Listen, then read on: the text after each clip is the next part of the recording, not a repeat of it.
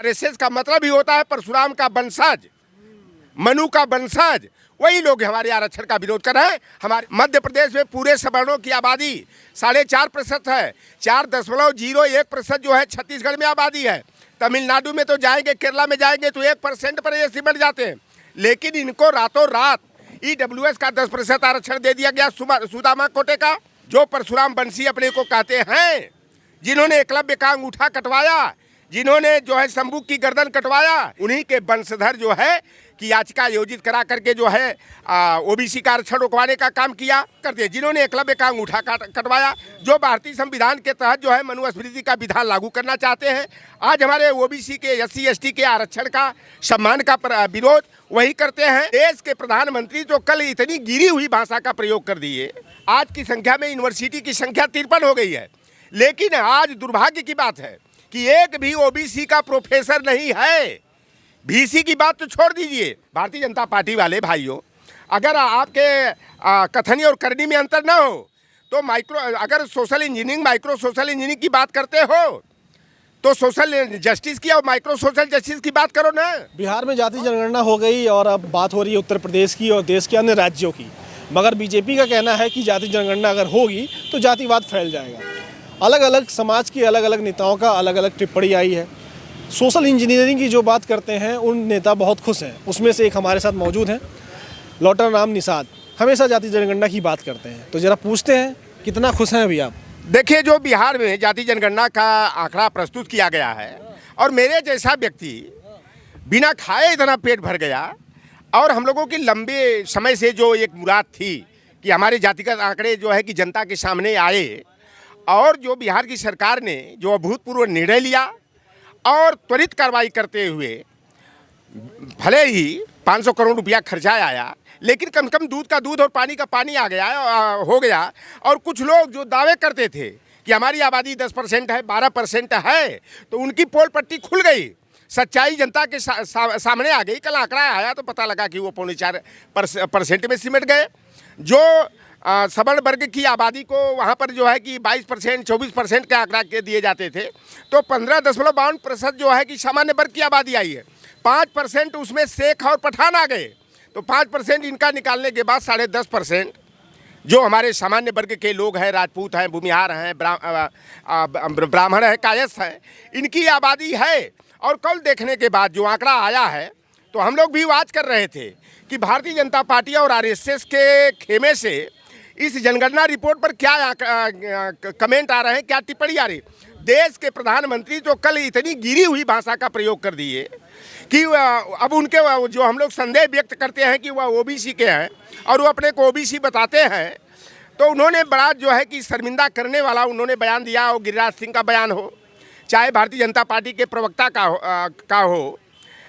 आपसे मैं बता दूं कि यही भारतीय जनता पार्टी के लोग, अभी महिला आरक्षण बिल जब संसद में आया था तो बड़े दावे कर रहे थे लोग, ओबीसी का सबसे बड़े हितैषी बन रहे थे।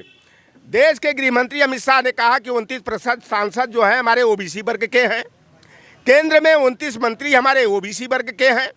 इस तरह के दावे किए गए और यह सच्चाई भी है कि भारतीय जनता पार्टी ने MP MLA तो बनाया, लेकिन वही कहा जाता है अधिकार विहीन ये सांसद, विधायक और मंत्री हैं जो ओबीसी का हितों का अतिक्रमण किया जाता है, खुली डकैती की जाती है और ऐसे चुप्पी साधे हुए हैं।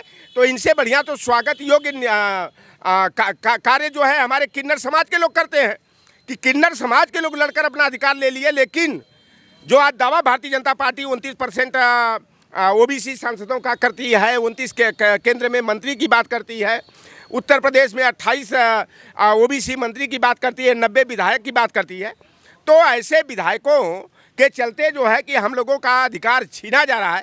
तो आखिर ये ओबीसी SC ST की कैसे हैं? और जो बिहार ने एक नमूना पेश किया है, और देखिए काऊ बेल्ट जो कहा जाता है, हमारे हिंदी पट्टी का जो बेल्ट कहा जाता है, और कह लीजिए कि 90 के बाद जिस जमीन को मंडलवाद की जमीन कहा गया, तो बिहार से फिर मंडलवाद की चिंगारी जो है छिटक गई है। और अब पूरे देश के पैमाने पर जो है यह एक नमूना पैकेज का काम करेगा और सारे दलों को मजबूर करेगा। हम लोग कभी सोचते थे और लोग कह देते थे कि कांग्रेस और भाजपा एक ही सिक्के के दो पहलू है, लेकिन जो परिवर्तन आया है कांग्रेस के नए नेतृत्व में, राहुल गांधी की जब से राजनीति में सक्रियता बढ़ी है तब से मैंने देखा कि राहुल गांधी जी एक परिपक्व मंडलवादी नेता के रूप में जो है कि बयानबाजी कर रहे हैं। चाहे वो महिला बिल आरक्षण का मामला हो, जितना बेहतर तरीके से उन्होंने जो है कोटा विद इन कोटा के बात को रखा, ओबीसी की जनगणना को बात रखा। और कल भी जो उनकी सबसे पहली टिप्पणी राहुल गांधी की आई है कि अब तो देख लो भाई ने कि 84% कौन लोग हैं।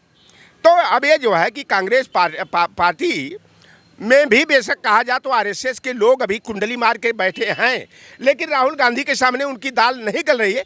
लेकिन प्रधानमंत्री कह रहे हैं जी कि मोदी मतलब गारंटी हर चीज पूरा होने की।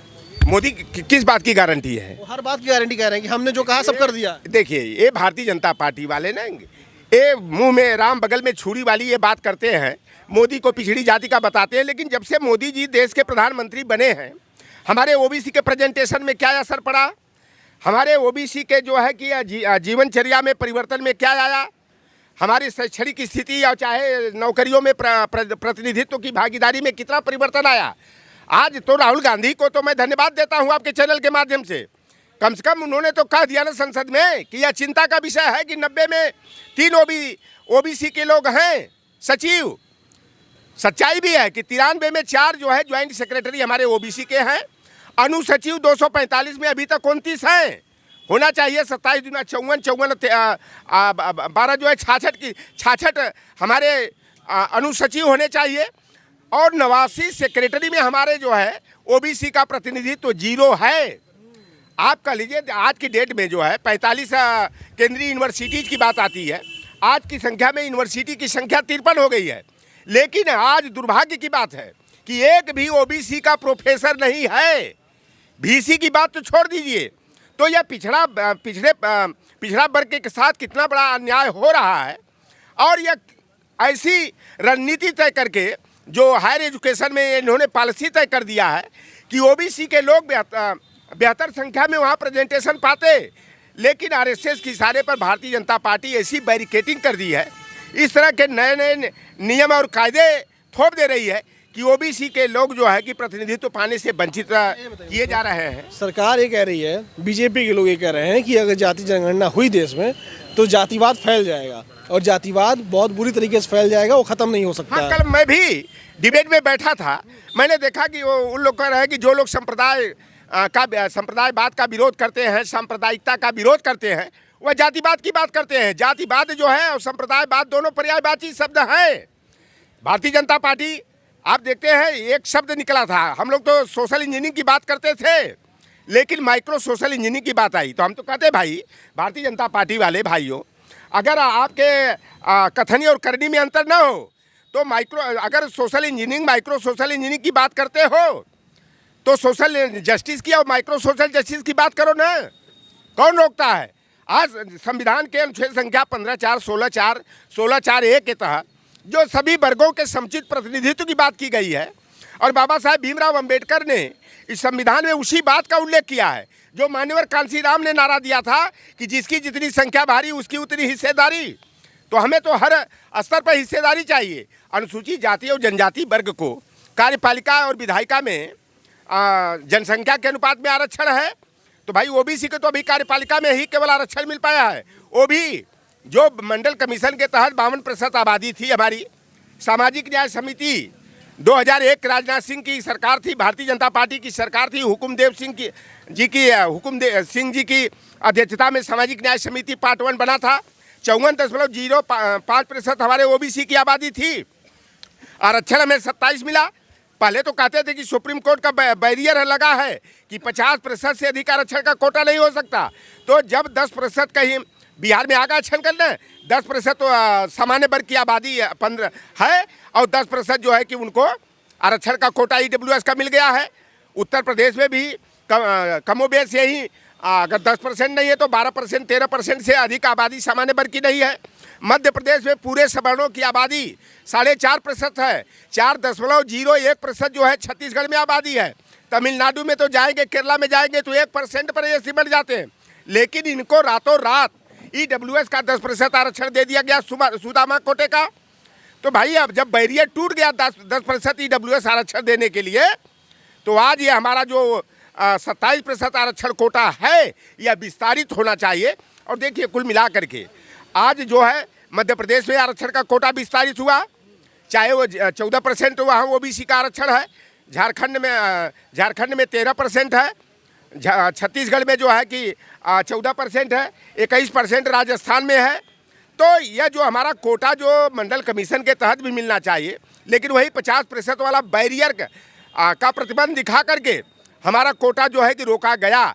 और जब कांग्रेस की सरकार ने आरक्षण कोटा विस्तारित करने का निर्णय लिया तो 5 याचिकाएं जो छत्तीसगढ़ में जारी की गई, पांचों के पांचों वही हैं जो परशुराम बंसी अपने को कहते हैं, जिन्होंने एकलव्य का अंगूठा कटवाया, जिन्होंने जो है शंभू की गर्दन कटवाया, जिन्होंने 21 बार क्षत्रियों का विनाश किया, उन्हीं के वंशधर जो है कि याचिका आयोजित करा करके जो है OBC का आरक्षण रोकवाने का काम किया, मध्य प्रदेश में आरक्षण रोकवाने का काम किया। आप देखे होंगे लोकेंद्र गुर्जर के साथ क्या हादसा हुआ कि वह व्यक्ति गुहार लेकर सुप्रीम कोर्ट में गया और उनके वकील जो साहू जी थे उन्होंने पक्ष रखा।